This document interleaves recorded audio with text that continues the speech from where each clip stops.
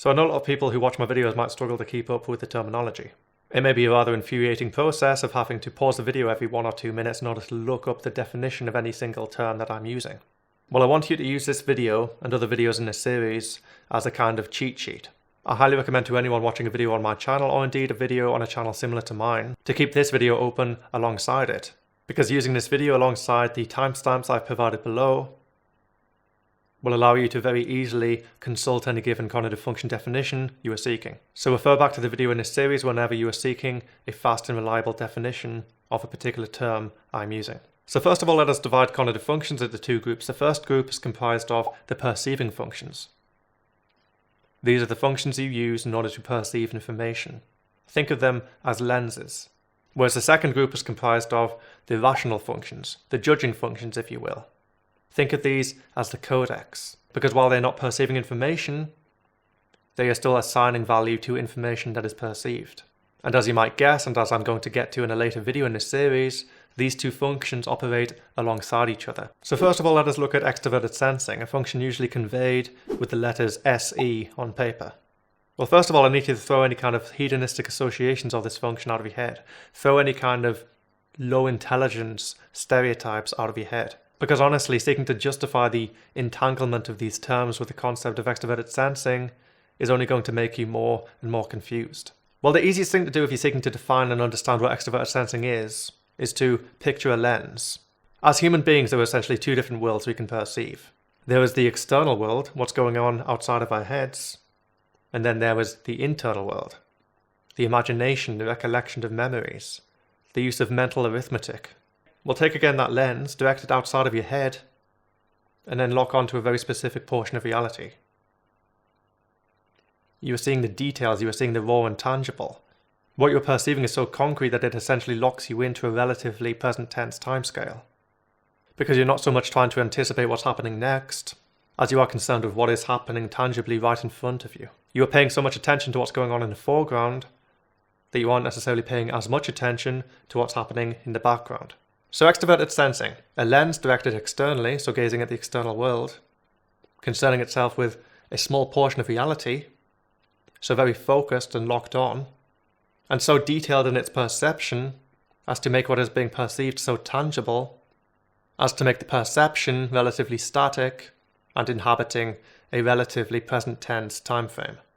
So now let us look at extroverted intuition. Think of this as extroverted sensing's natural opposite. Again, picture a lens, direct the lens externally. These 2 functions have this in common. They are still perceiving the world outside of the self. However, whereas extroverted sensing is very small in scope, singular in its perception, extroverted intuition is a complete opposite of this. It is encapsulating a much larger portion of reality. However, what happens when we perceive a larger array of components at once? These components lose detail, and the loss of detail causes them to become less tangible, less concrete, and subsequently more abstract. Alongside the perception of these vagaries, there is also an underlying assumption of the missing pieces. The extroverted intuitive perception is essentially trying to fill in the blanks. And rather than looking towards what is and what is known, what is concrete, it is rather looking to the relationship between all of these various moving parts, sufficiently so as to form a big picture overview. So extroverted intuition. Take a lens, direct that lens externally. Rather than locking the lens on at something very specific and narrowing the scope as in extroverted sensing, I want you to instead completely broaden the scope. Try to encapsulate as much as possible. And you'll notice this kind of peripheral vision lacks detail, it lacks focus. But it is very attentive to movement. It is very attentive to, say, the relationship between all of the various different colours that are being perceived.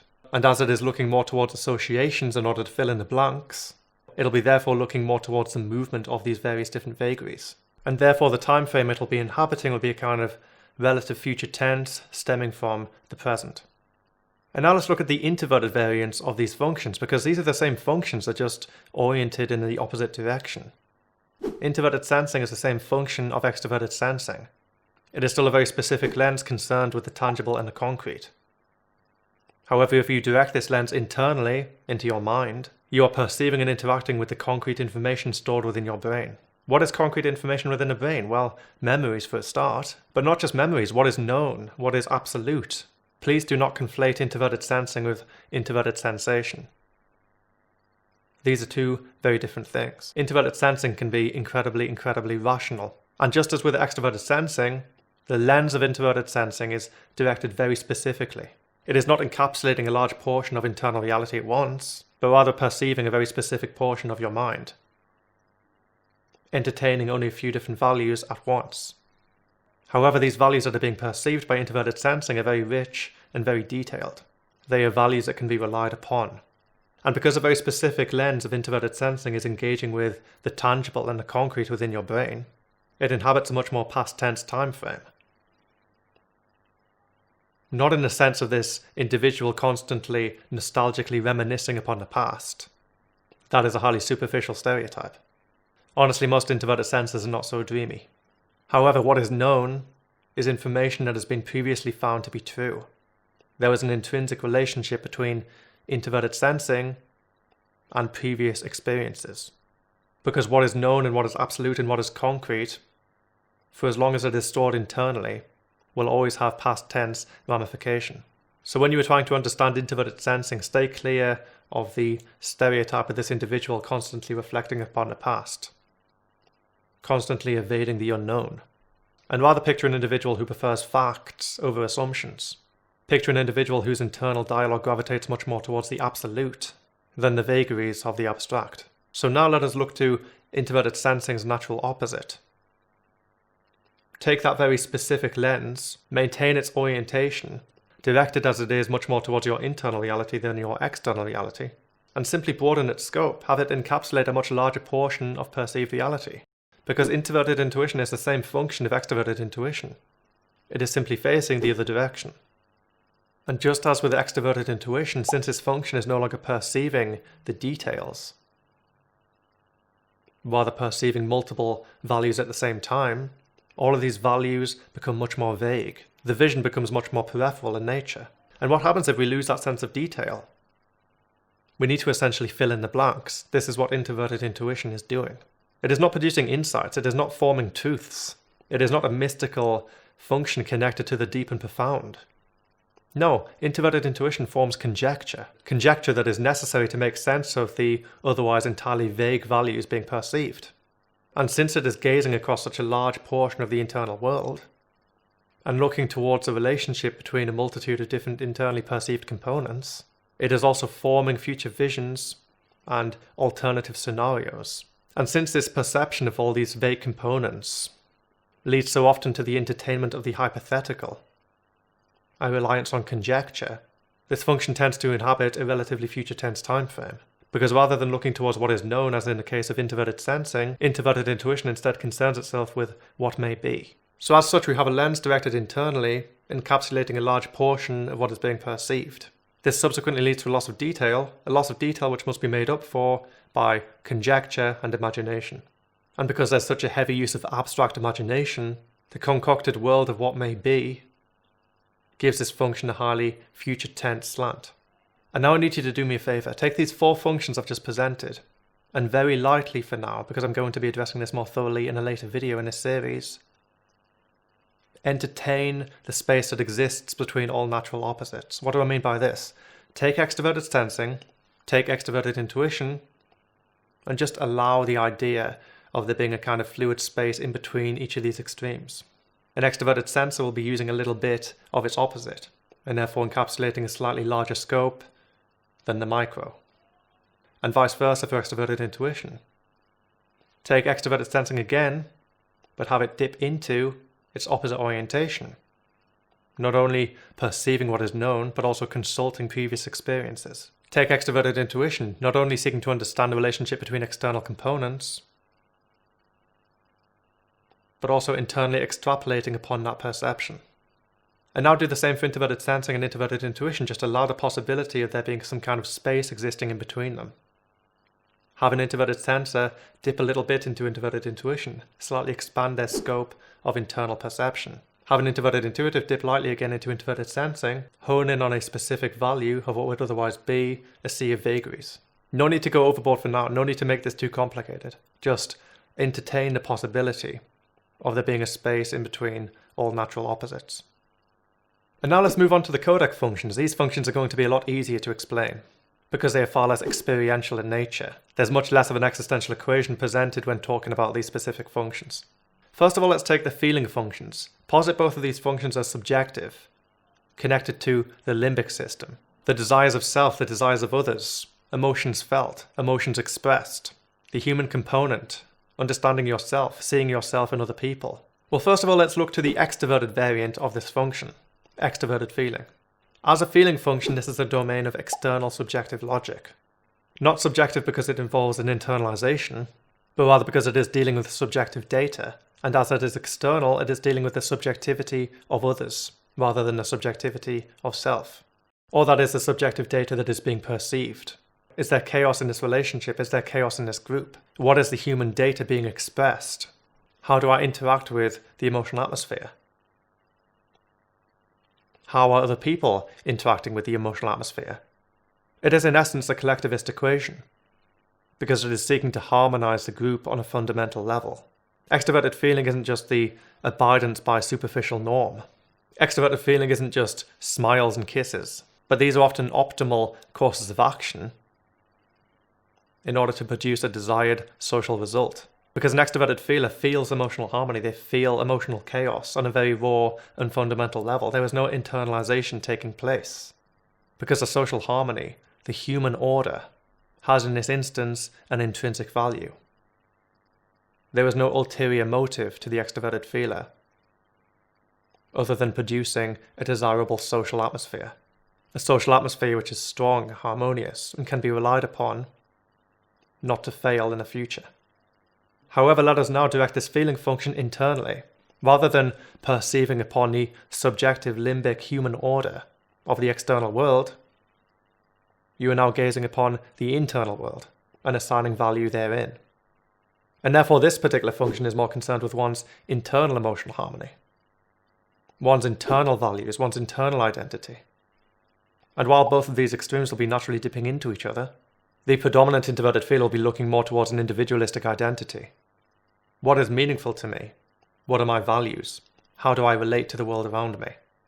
How do I reconcile my individuality with that of others? What's going on inside another person's head? In what ways are they different to me? Who am I going to be in 5 years' time? How have I changed from 5 years ago? All of these questions are the domain of introverted feeling. But rather than being answered in a detached manner, these questions are rather felt, and will of course be answered in a much more hardcore, rationalistic manner, relative to the degree to which this introverted feeler is dipping into introverted thinking. But this function very much sets the introverted thinking agenda to answer those questions first and foremost. And since I've now introduced introverted thinking ahead of time, let's jump right into that. Just as how introverted feeling is the internalization of subjective logic, concerned more with the limbic system, introverted thinking, rather, is the internalization of objective logic, concerned more with the cerebral cortex. And while these two functions are, of course, constantly interacting with each other, entertaining again that fluid space I presented earlier, in its furthest extreme, introverted thinking is much more detached, seeking to make sense of internally stored components entirely for their own sake, and more to do with simply cross-referencing values stored in the brain, just to ensure everything adds up, and there are no falsehoods being perceived within the internal mind. And finally, let us now orient this function externally and take extroverted thinking. Well, this function is entirely concerned with the objective order of the external world. This doesn't have to be tools, this doesn't have to be diagrams and graphs. It doesn't have to be intrinsically connected to achieving a result. When you're talking about extroverted thinking data, just perceive anything in the external world minus a human equation. It could be color theory, it could be decorating, it could be design. Anything that concerns the active observation of the relationship between one externally perceived objective component and the other constitutes extroverted thinking. When an INFP is gazing upon extroverted thinking data, they're not necessarily looking as much towards mechanisms as they are towards beauty. Because extroverted thinking is on an axis with introverted feeling. I'm not going to go into that too much right now, but I will be presenting the axes in a later video. So I guess for now, take my word for it. And of course, whether or not an extroverted thinker is abiding by rules or creating rules, observing objective relationships or creating them, through design for example, depends entirely upon the attitude of the function, and this is yet another area I'm going to be visiting in more depth in a later video in this series. But in many ways, extroverted thinking is the perception of pure order, absent an intrinsic human component. And before we jump to the summary, I need you to do something for me yet again. Allow a space to exist between all of these different extremes. Allow extroverted thinking to have a bit of extroverted feeling and vice versa. Allow introverted thinking to have a bit of extroverted thinking. Allow introverted feeling, especially given the stereotypes that go around, to have introverted thinking. Again, no need to dive down a rabbit hole. Just allow for the possibility in the back of your mind of there being a kind of middle ground between all of these different functions. And now for the summary. This is the part that I hope most people will be watching, because this is really the cheat sheet part of the video. Extroverted sensing, a concrete lens directed externally, focused on a very specific portion of reality, concrete in nature and inhabiting a relatively present tense time frame. Extroverted intuition, a lens again directed externally, but encapsulating a much broader portion of reality. Since the details being perceived are more vague, conjecture is necessary in order to essentially fill in the blanks. As such, it is much more associative and inhabiting a relatively future tense time frame that stems from the present moment of perception, having as it does an anticipatory quality. Introverted sensing, a very specific lens directed internally, looking towards the concrete and tangible information within one's brain. What is known, what is familiar, what has been previously experienced, what has been proven to be true. And because of its reflective nature, inhabiting more than any other a relatively past tense time frame. Introverted intuition, as with extroverted intuition, an extremely broad lens, but in this case directed internally. As it encapsulates a large portion of internal reality, the myriad of different values being perceived tend to lose detail. And in order to essentially fill in the blanks, one must look towards how all of these values are interacting with each other. As such, relying upon internalized abstraction to understand the relationship between all of these perceived values. And as internalized abstraction and conjecture are so necessary in order to essentially make up for the lack of perceived detail, through necessity this function tends to inhabit a much more future tense and hypothetical time frame, seeking to predict what things will be in order to make up for what is currently not known. Extroverted feeling, the assignment of values to external human equation. Rather than what emotions am I feeling, it's what emotions are other people expressing. Rather than the identity of the individual, it is the identity of the collective. Social order, mirror empathy. Subculture, culture, society. The intrinsic value of the human element. The maintenance of and adherence to social order entirely for its own sake. Introverted feeling, the assignment of internal subjective value. Not so much what am I feeling, but more how it revolves around the self-concept. How do I relate to the world around me? How do I relate to another person? Even possible conjecture as to how that person relates to you. How that other person relates to the world around them. How do I fit in within the world? What's my place? What's my purpose? What is my identity? What do I want to become? What is meaningful to me? And indeed that hazy middle ground between introverted feeling and introverted thinking that concerns moral values. With introverted feeling being the portion of cognition that feels those values. And introverted thinking being the portion that seeks to answer objectively all of those aforementioned questions. Extroverted thinking, the assignment of objective value to what is being externally perceived. How does one component interact with and relate to another? Just as introverted feeling will be seeking to relate the self to the world around it, extroverted thinking will be seeking to relate one objective component to another one. What is objectively beautiful? What is objectively harmonious? Literally any kind of assignment of value which is absent a human element. Humans have no special value, absent the part they play within the objective picture. Because extroverted thinking can very much be concerned with mechanisms, but it can also be concerned with objective beauty. But extrovert thinking is still oftentimes striving towards maximal harmony in the external world. And in response to that harmony, an introverted feeler might feel beauty. And finally, introverted thinking is nothing more than the detached assignment of objective value to that which is stored within your brain. How does one internally stored value interact with another one? Keeping a value in your brain and cross-referencing it against other values. Perceiving the relationship between internally stored objective component. Creating original theory as much as maintaining existing objective order within your brain. Entertaining hypothesis. Seeking to understand the relationship between all perceived objective components. And of course, whether or not introverted thinking, as just one example, will be trying to cross-reference multiple components at once or just a select few, will be entirely relative to the lens function to which it is assigned. Because the perceiving functions, the lens functions such as extroverted sensing, and the rational functions, the codec functions such as extroverted thinking, cooperate with each other. And therefore the scope of a codec is going to be determined by the lens to which it is assigned, and I'm going to be visiting that in much more detail in a later installment in this series. But I hope this video is useful, and I hope it serves as an effective reference point to come back to whenever you're confused about any given cognitive function I'm referring to in any given video. And I hope the summary portion of this video in particular, which I've provided a timestamp for down below in the description, will serve as a kind of cognitive function cheat sheet. So if you enjoyed the video, be sure to let me know by hitting that like button, and if you know anyone who you think might benefit from the content of this video or just find it generally interesting, be sure to share it with them too. If you haven't already done so, be sure to click that subscribe button down below with the bell icon next to it, that way you can stay notified of future content. And if you want to jump even deeper into the theory, I highly recommend you check out the CPT ebook. Just a couple more call to actions before I leave you, and if you're still with me so far, thank you, you were awesome.